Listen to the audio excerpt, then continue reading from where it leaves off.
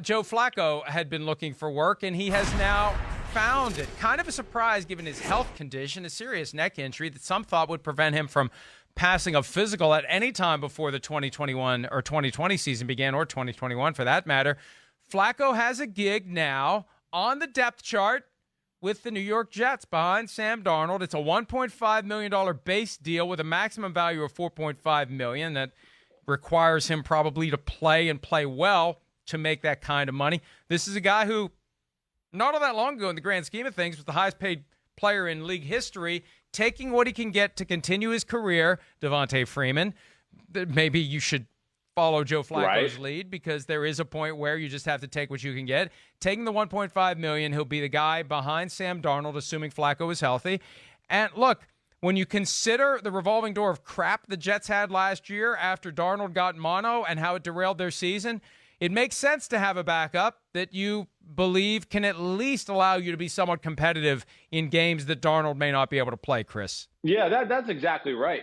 Mike, I mean, first off, Sam Darnold hasn't played a complete season yet in his first 2 years. Had the mono issue last year, had the hurt foot his rookie year. This is a big year for the New York Jets, and especially Adam Gase and the coaching staff. So to where I love the signing is Joe Flacco's he's a perfect backup. He's not going to be threatening in any shape, way, or form to a guy like Sam Darnold. So you're good there, right? And, to second that, with the point of, again, if a Sam Darnold did miss a few games, I thought the Jets all offseason were taking – and I brought this up on my podcast a few times, just as far as taking a big risk if Sam Darnold did get hurt. And, wow, you're going to go with David Fales as your backup quarterback? To me, that would have kind of been career suicide for Adam Gase and company if they got to that. I would have just said, well, Sam Darnold's hurt. You're going to lose your games now, and, most likely you're going to get fired at the end of the season. Joe Flacco, yeah, he's not going to come in and, set the world on fire, but he certainly can still throw the football and understands how to run an offense and do those type of things. So Joe Douglas, I think it was a great signing. And, of course, he's got history with Joe Flacco because he's been in Baltimore and all that too. So that made a lot of sense.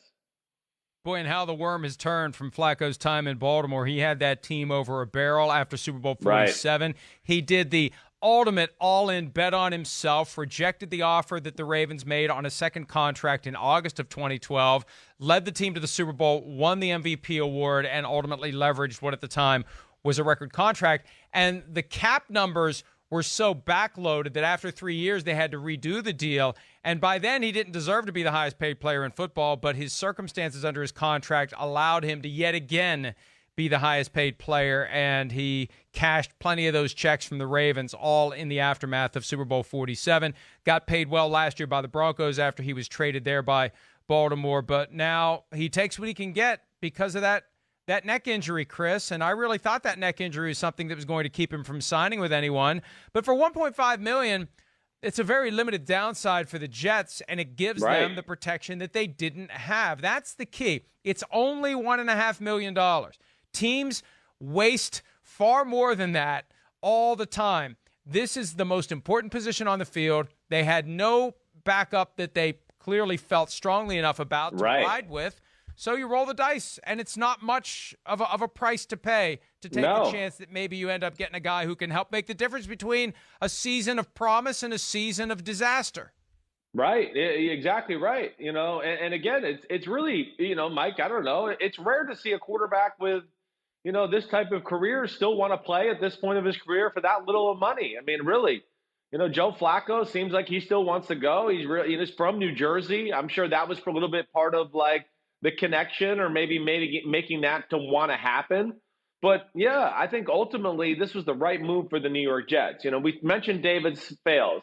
They drafted, James Morgan in the fourth round of the draft, who's got a lot of talent, but is raw and a little bit of a gunslinger, and not the type of guy as a rookie that you're going to go, we want him to be the backup in week 5, and he'll come in if Sam Darnold gets banged up, and he'll run the offense. No, I don't think he'll be ready for that. Kid might have a chance for a bright future, but they needed a guy that could come in right now. And a guy like Joe Flacco, to your point, Mike, could be the difference between you going 10-6 and 7-9, or something like that. He could be worth a win or two if you play the right way when he's in the game, if Sam Darnold does get a high ankle sprain in the middle of the season or whatever that may be. And then, of course, that would save a guy like Adam Gase's coaching, career in New York and everything else. So really good signing by them. And honestly, I'm a little surprised Joe Flacco wanted to do it and still wanted to play. I can't lie about that. You make an excellent point, though, as it relates to Flacco's willingness to take whatever he can get, because guys that have made that kind of money, that have had that status as franchise quarterback, it is a significant mental adjustment to go back to being a backup. Or you were never a backup. Joe Flacco entered the league. I remember back in 2007, the Ravens desperately wanted to go with Troy Smith to be their starter because they were concerned about the offensive line. They were concerned about Flacco's ability to protect himself. 2008, excuse me. It was, and right. Troy Smith got tonsillitis during the preseason, and Flacco got a chance to play, and that satisfied the Ravens that Flacco was good to go. So he was the starter from day one. He's never been that backup. I mean, this is a slap in the face when you consider a guy's overall status. But you know what? He loves football, and he wants to play, and he wants to be around the game, and he's not ready to walk away. So he's willing to take a fraction of what he made. I mean, this is a guy who was making north of $20 million a year, and now he's going to make 1.5 as a base proposition. And if all things go well for the Jets, he'll only make 1.5 million because he won't play. He won't have a chance to make that extra 3 million on top of 1.5 because it'll be Sam Darnold getting it done. So it really is surprising to me that a franchise quarterback who was one of the highest paid players in the game and at times the highest paid player in league history would say, I'll take whatever I can get to keep going, because I can't imagine Peyton Manning ever doing that. He didn't. Right. I can't imagine Tom Brady ever doing that. I can't imagine any of the all-time great quarterbacks. I can't imagine Aaron Rodgers saying, yeah, I'm willing to be someone's backup. I just want to continue to be in the NFL. I can't imagine anyone doing it. And I think it's a great point that Flacco, and I think this is the ultimate litmus test on how much a guy loves the game. If you're willing to humble yourself and do it, you truly love it, Chris. Yeah, that's right. He's a humble guy, too. Joe Flacco's going to be no distraction. He'll be a great, backup guy for Sam Darnold as far as, being able to teach Sam Darnold some tricks and some things that, Sam Darnold hasn't been around a big-time quality backup like that. That's going to be cool. He's certainly going to have something there, let alone Flacco's not going to be looking to make a controversy or anything like that. The other thing, too, with Flacco, the last 2 years, he's been a very supportive guy to two young quarterbacks. We saw him cheering on Drew Lock last year when he was not in uniform on the Denver sidelines. The year before that, he was really supportive of Lamar Jackson. And even when the Ravens had a few games of not looking good on offense, people tried to start that, ooh, Joe, do you think you deserve to be back in there and maybe start as a quarterback? He squashed it.